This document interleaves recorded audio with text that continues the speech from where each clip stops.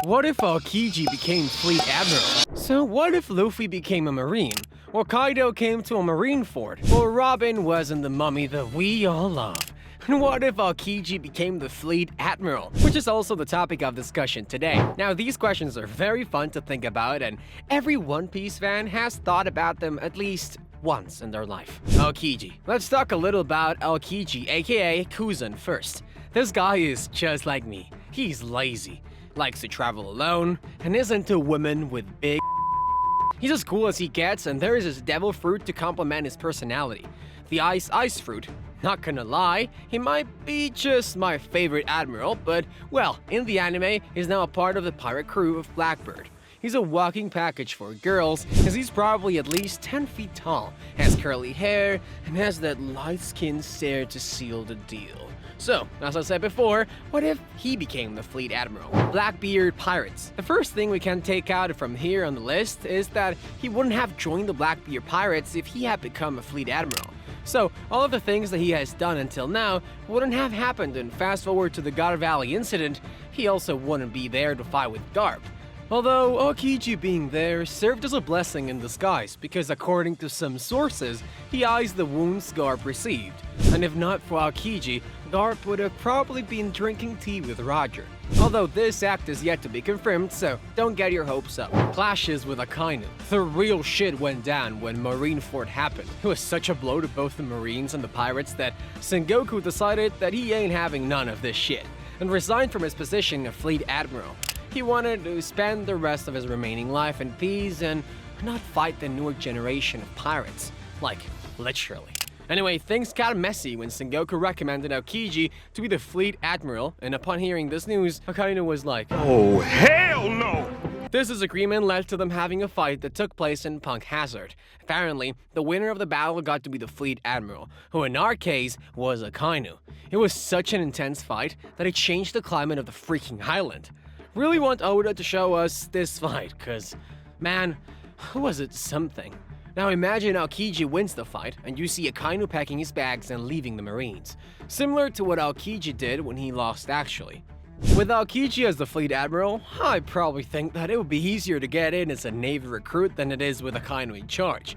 Akainu is a strict guy with a strong sense of absolute justice, and he will do his utmost best to get someone on the team who shares the same views as him.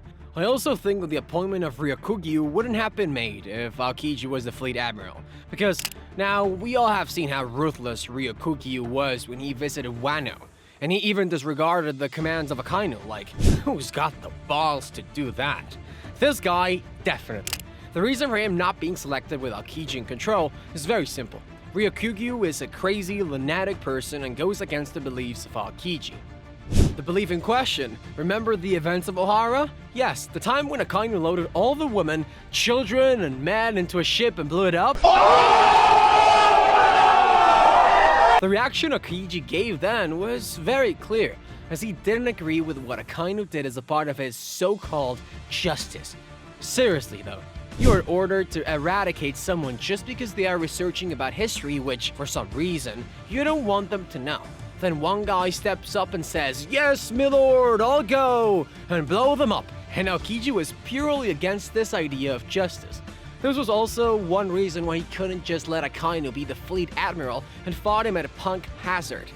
The next thing would be Akainu leaving with Aokiji as a Fleet Admiral, and Akainu would now be left with three options to choose from. Join the Holy Knights or the world government, become a pirate hunter, or just form his own group like Zephyrus did in the movie. Z. We can just cross out the first two options. Why, you ask? Well, here's the thing.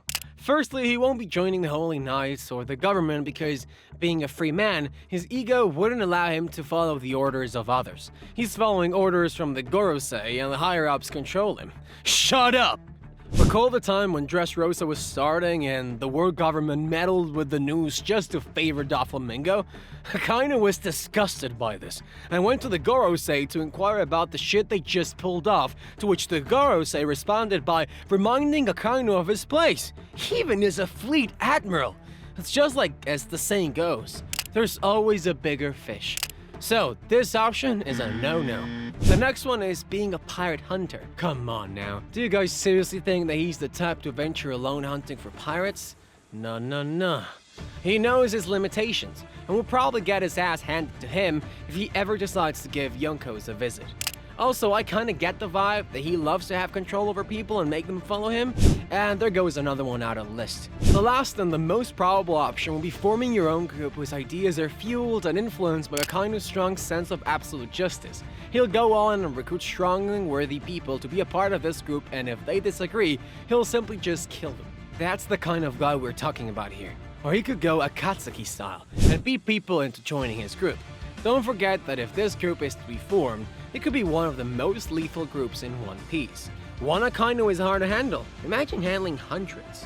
At this point, one should really give up. And if you see a fiery-ass red ship coming towards your village, it's better to pack your bags and run, because this guy is out to kill. This group could have the ability to even challenge a Yonko, and surely it'll be more formidable than the original Marine groups controlled by the world government. The point to keep in mind will be that when looking to recruit strong guys, he wouldn't go for pirates, because that literally goes against his ideals.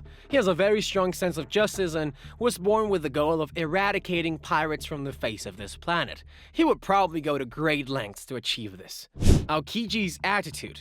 As far as Aokiji is concerned, he wouldn't go for the transfer of the Marine head office to the New World, like Akainu did after devastation in Marineford. Furthermore, he wouldn't reward people and consider it a win for Marines, as Aokiji is a smart guy, and his personality kinda resembles that of Fujitora. I probably see Aokiji raising the morale of the Marines and saying this fight is far from over.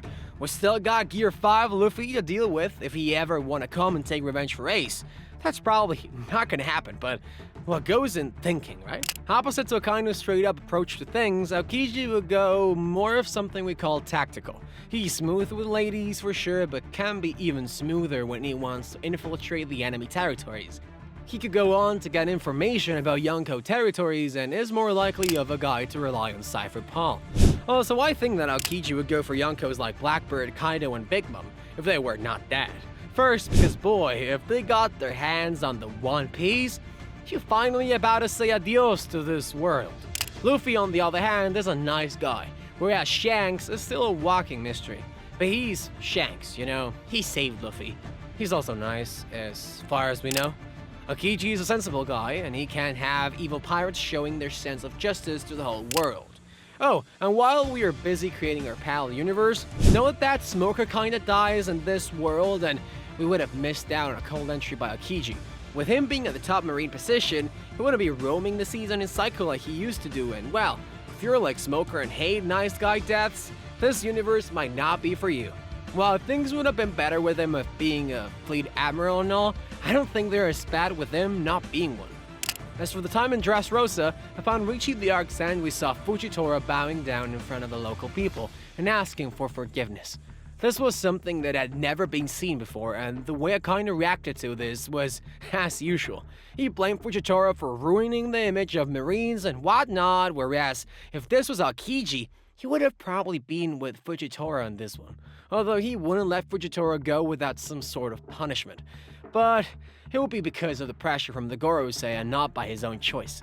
Talking about Gorosei, Aokiji's behavior with them would also be different than that of Akainu. After the Dressrosa arc, Akainu started speculating things that these guys are corrupt and he's the one who's in the ride. I'm not saying that Aokiji will be any different, but it's just that he's too lazy and will probably agree to what they have to say until things go a higher level. Therefore, he would be completely against the Buster Call and Egghead as well, leading him to eventually resign as the Fleet Admiral or fight against the world government with the Marines. So the whole Egghead incident would turn out different as well. And the whole story that is to come would have been different also. I have a feeling that everything was precisely calculated by Oda Sensei, and that he also thought about these scenarios as well. The what-ifs in One Piece have always been fun for me, and for you too, maybe. If Aokiji became Fleet Admiral, his leadership style would have really changed how the Marines work. Whether this world will be better or not, that's up for debate. If you ever wondered how One Piece predicted the future early on, here's a video we made that you can check it out. See you in the next video.